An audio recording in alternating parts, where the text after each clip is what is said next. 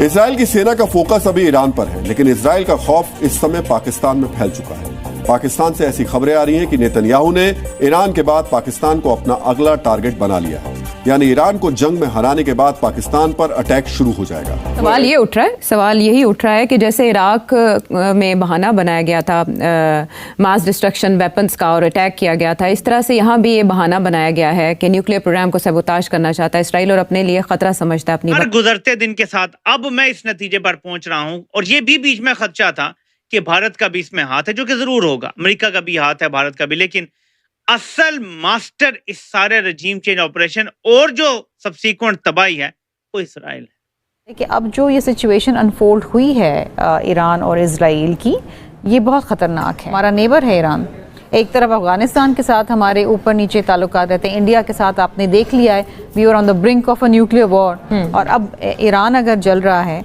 तो पाकिस्तान के एक ट्रायंगल बन गया है जिसके अंदर पाकिस्तान बीच में आ गया है। लेकिन कंडेमनेशन से इजराइल को कोई फर्क नहीं पड़ेगा। अब ये जो मुस्लिम उम्मा है, क्या किरदार हो सकता है इनको, हमें इन सारों को अपने अपने जो छोटे छोटे डिफरेंसेस है इसको ख़त्म करके इकट्ठे बैठना होगा।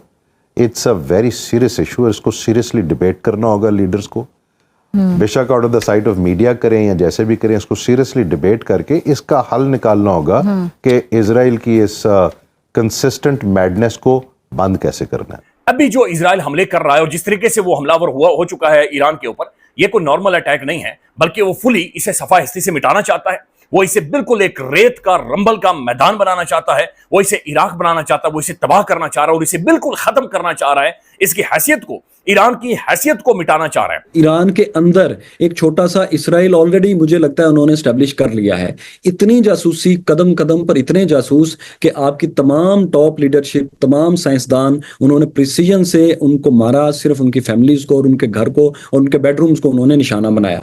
इसका मतलब है कि अब वहां पर उनके सुप्रीम लीडर किसी पर ट्रस्ट नहीं कर सकते। देखिए, जब आपकी तमाम टॉप लॉट मारी जाती है और वो प्रिसीजन स्ट्राइक्स में मारी जाती है, इसका मतलब है कि उनके दाएं बाएं बैठे हुए लोग ही वो ही जासूसी कर रहे हैं। वो वहां को पिन छोड़कर जा रहे हैं, कोई घड़ी छोड़कर जा रहे हैं, कोई ऐसा आला छोड़कर जा रहे हैं जो कि इसराइल को ट्रैक एंड ट्रेस हो सके। अब ये भी रिपोर्टिंग आ रही है कि मोसाद अंदर ईरान के घुस के वहां पे ड्रोन बेसिस भी बना रहा था, और ये जो मुझे सबसे हैरानी हुई कि जो सेकंड टियर लीडरशिप है, जब टॉप टियर लीडरशिप को एलिमिनेट कर दिया गया, जो सेकंड टियर है उनके घरों तक खत भेजे गए, उनकी बीवियों को फोन किया गया, उनको सिर्फ बताने के लिए कि हमें पता है आप कौन हैं और आप कहाँ रहते हैं। तो इस किस्म की कैपेबिलिटी है और इंटेलिजेंस है मोसाद के पास। अब अलीना, एक दो चीजें हैं जो कल हम जिस पे बात कर रहे थे जो अब ज्यादा क्लियर होती जा रही हैं। कल तक अमेरिका कह रहा था कि हमें तो सिर्फ बताया है इजराइल ने, लेकिन हमारी कोई इन्वॉल्वमेंट नहीं थी। अब एबीसी न्यूज को एक इंटेलिजेंस ऑफिशियल ने बताया है कि नहीं, अमेरिका ने इजराइल को इंटेलिजेंस भी दी थी। ट्रंप ने रॉयटर्स से कहा है हमें बिल्कुल पता था, थ्रू आउट हमें पता था, हर चीज का हमें पता था। मल्टीपल फोन कॉल्स हुई। और एक और चीज अलीना, ये भी अब रिपोर्टिंग हो रही है कि अमेरिका ने और इजराइल ने मिलके ईरान को बेवकूफ भी बनाया। कि ये बार बार जो कहा जा रहा था ट्रंप की तरफ से कि हम नहीं चाहते इजराइल हमला करे, वो एक तरीका था ईरान को कंफ्यूज करने के लिए, ताकि एक फॉल्स सेंस ऑफ सिक्योरिटी हो और वो तैयारी ना कर सके।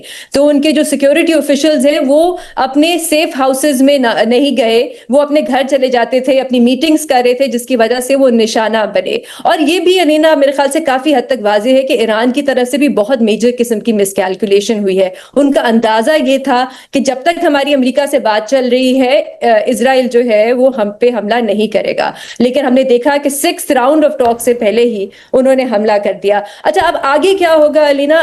जो आप रिजीम चेंज की बात कर रही थी, मेरे ख्याल से इस वक्त पार्ट 2 ऑफ द ऑपरेशन इस वक्त तो ऐसे ही लग रहा है वो है ही ये कि रिजीम चेंज। आप नेतन्याहू की अगर तकरीरें भी सुने तो वो कह रहे हैं कि रेड लाइन ईरान ने क्रॉस की है, जिसके बाद कहा जा रहा है और इजरायली मीडिया में भी ये कहा जा रहा है कि अब वो ईरान के इकोनॉमिक इंफ्रास्ट्रक्चर को टारगेट करेंगे, मतलब उनके जो ऑयल का इंफ्रास्ट्रक्चर है, पानी का, गैस का।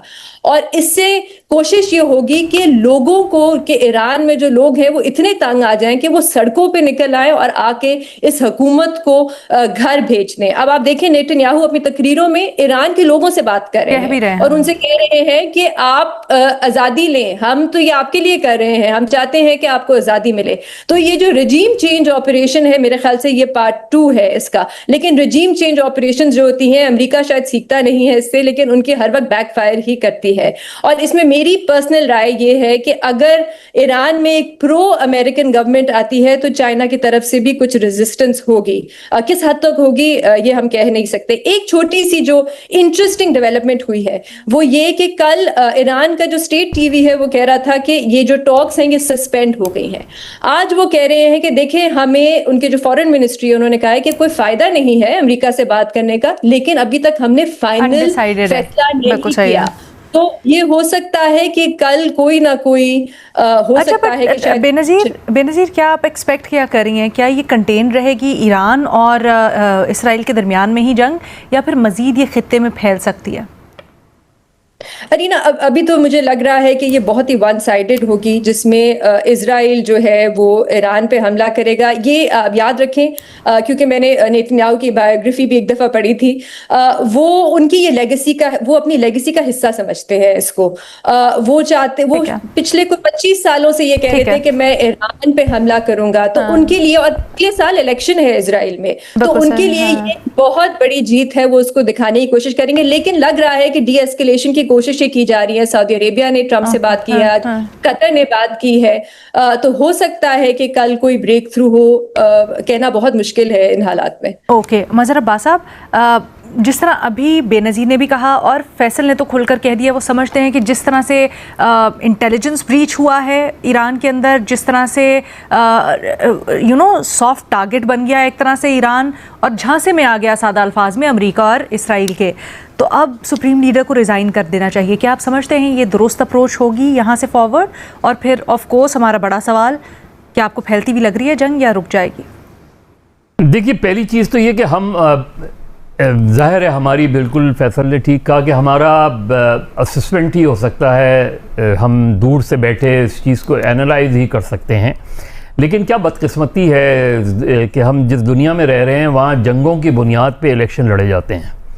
यानी आप भारत देख लें कि जब भारत में इलेक्शन करीब आते हैं तो कोई ना कोई जो है इस तरह की सूरत हाल क्रिएट की जाती है, एंटी पाकिस्तान सेंटिमेंट्स, ताकि इलेक्शन जीत जाए। इसराइल में देख लें आप कि या फ़लस्तीन को टारगेट किया जाता है या ईरान को टारगेट किया जाता है ताकि इलेक्शन जीते जाएं। उसमें आप इवन अमेरिकन उसको देख लें आप उसमें। लेकिन मेरा ख्याल है कि शायद हम, मुझे नहीं पता कि इस बात में कितनी हकीकत है कि इस हद तक मोसाद का intelligence network with in Iran है। नमस्कार दोस्तों, स्वागत है आप लोगों का द हिंदुस्तान के एक और नए वीडियो में। दोस्तों, जैसा कि आप लोग जानते हैं कि इजराइल लगातार ईरान या फिर जो भी उसके खिलाफ कंट्री है उस पर अटैक करता रहा है।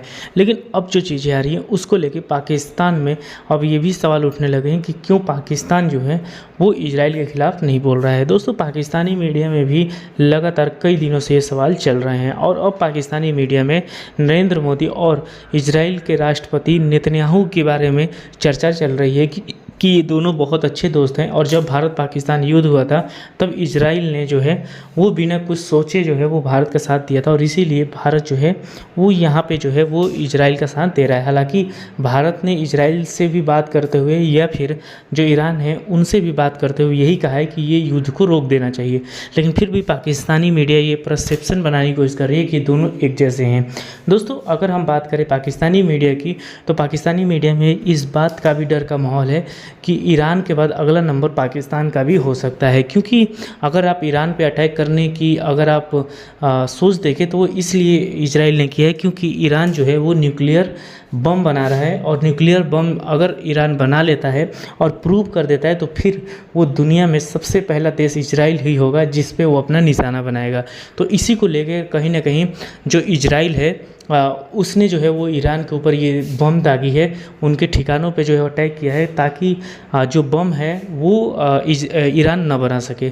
पाकिस्तान को डर इस बात का है कि अगर वो ईरान को इस तरीके से बर्बाद कर सकता है तो फिर पाकिस्तान के हालात तो वैसे भी बहुत ज़्यादा ख़राब हैं और पाकिस्तान का सबसे बड़ा दुश्मन भारत इजराइल का दोस्त है। तो अगर ये दोनों मिल गए ईरान के बाद तो फिर पाकिस्तान के जो न्यूक्लियर बम है उस पर भी अटैक भारत और इजराइल मिलकर कर सकते हैं। तो पाकिस्तान को डर इसी बात का है कि ईरान के बाद अगला नंबर जो है वो यहाँ पे पाकिस्तान का ही हो सकता है और इसीलिए पाकिस्तानी मीडिया में अभी ये बातें चल रही हैं कि कैसे भी करके हमें जो है वो यहाँ पे इजराइल को रोकना होगा, क्योंकि अगर इजराइल जो है वो ईरान में ये सब करने में जो है सफल हो जाता है तो फिर अगला नंबर कोई भी ये नहीं कहेगा कि पाकिस्तान का नहीं होगा, क्योंकि पाकिस्तान एक ऐसा मुस्लिम देश है जिसके पास न्यूक्लियर बम है और अगर पाकिस्तान के न्यूक्लियर बम को इजराइल पूरी तरीके से नष्ट कर देता है तो फिर मुस्लिम दुनिया जो है वो किसी भी देश को आंख नहीं दिखा पाएगी। तो दोस्तों बस आज वीडियो में इतना ही। वीडियो को लाइक और चैनल द हिंदुस्तान को सब्सक्राइब कर लें, क्योंकि हम आपके लिए इंटरेस्टिंग वीडियो लाते रहते हैं। मिलेंगे किसी वीडियो से, तब तक द हिंदुस्तान।